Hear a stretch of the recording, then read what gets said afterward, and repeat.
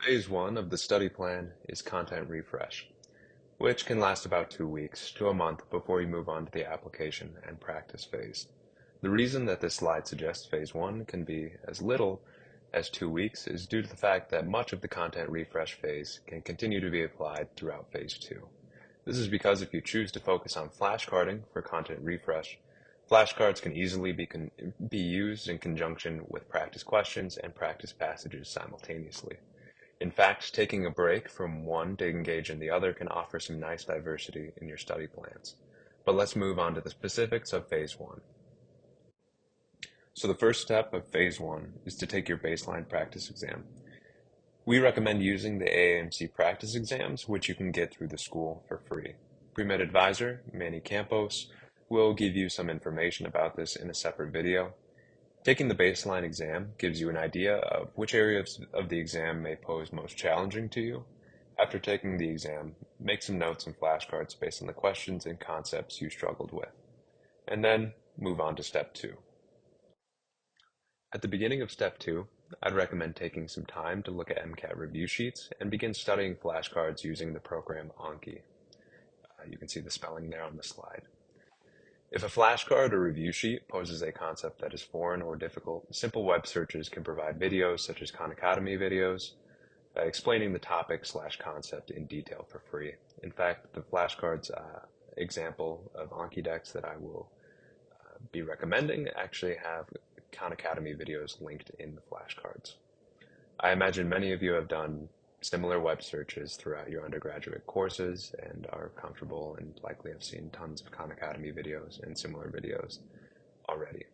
The same process can apply as you work through any MCAT prep books you may have already purchased. If you're using some other method to refresh on MCAT topics, I still highly recommend that you supplement flashcards into your studies. They pair nicely with pretty much anything you choose, including the more expensive prep courses I talked about. Now let's take a look at some examples of what the resources I mentioned look like. First, we'll start with review sheets. There are many free review sheets out there that summarize the concepts you need to know for the MCAT without going too in-depth with application.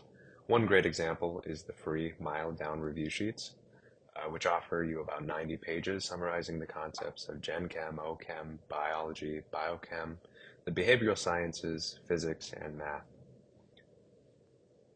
They are a great place to start, as well as a great source for continuously referencing throughout your studies, just as you would reference, for example, a Khan Academy video. In fact, much of the online flashcard resources are flashcards that were made based off these review sheets and are designed to quiz you on their contents. One of the most popular flashcarding resources for the MCAT is the software known as Anki and its subsequent Anki decks. Anki decks are spaced repetition flashcarding tools that allow you to refresh and review MCAT topics using the concept known as spaced repetition. One such flashcard deck you can download is the MileDown deck, which unsurprisingly pairs well with the MileDown review sheets. We highly recommend that you download and make your way through these flashcards, even if you're using programs such as Blueprint and other study materials, because they're especially excellent for memorizing the many equations and mathematical principles you need to know for the MCAT. In fact, if you just want a flashcard, the essential equations or physics and math, as you can see, those decks are categorized there below. That's a screenshot from Anki and what the home page looks like. So how does it work, and what does spaced repetition look like? What does it mean? This is an example of a flashcard from the MileDown deck, and it is posing us a biology question. Blank is when a group of cells influence the fate of nearby cells. And just like you would any physical flashcards, you have to then flip it over to see the answer. In this case, you click Show Answer at the bottom. And once you flip the card over, you are presented with helpful text, diagrams, and even a link to a Khan Academy video explaining the concept further. However, another thing that's important to take note of is spaced repetition options at the bottom now that you've shown the answer. If you feel comfortable with a concept and answered the card easily, Then you click on one of the buttons closer to the right that indicates that you are comfortable waiting a while before seeing the card again. If you're not comfortable with the concept, you didn't know the answer, then you click one of the buttons closer to the left so that you can see the card a couple more times and refresh on the concept more thoroughly before moving on. As for example, you see it again in 10, 6, or a minute until you know it. The goal behind spaced repetition is for you to engage in a cycle of continuously learning and refreshing on concepts as needed so that your retention is high by the time you reach test day. This is an excellent graph that indicates the purpose behind spaced repetition. You want to reach that point where you've just plateaued and you're comfortable and you have the knowledge set for the longest amount of time. And hopefully by having taken some classes, you already have a bit of a starting point to go off of. Feel free to do your own research on flashcard decks other than MileDown decks. These are some examples of other ones.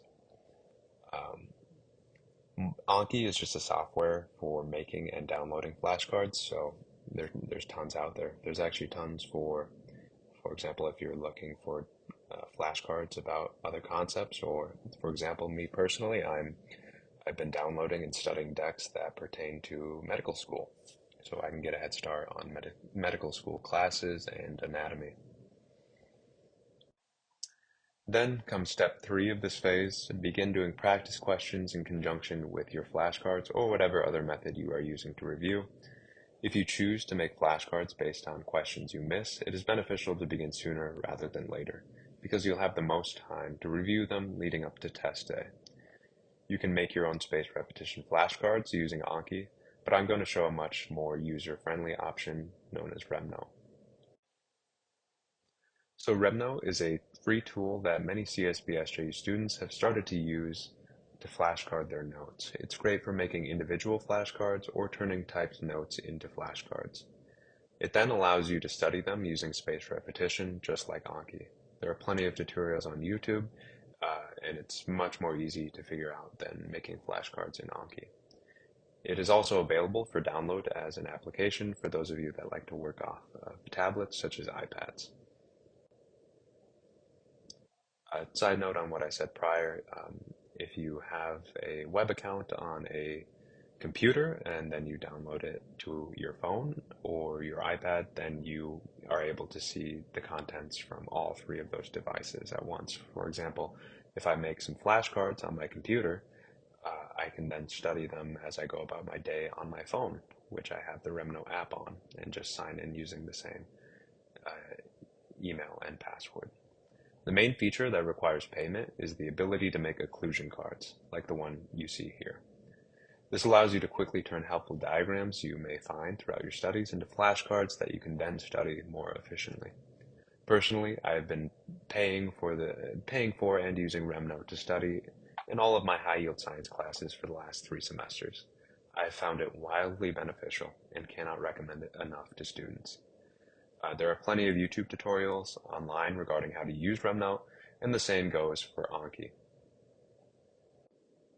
Just a fun side note here, as a teaching assistant for one of the human anatomy professors here at St. John's, I've actually been using Remnote to flashcard the curriculum as a resource for students to use when studying for their practical exams. So hopefully those of you who are taking an anatomy lab currently are somewhat familiar with the program.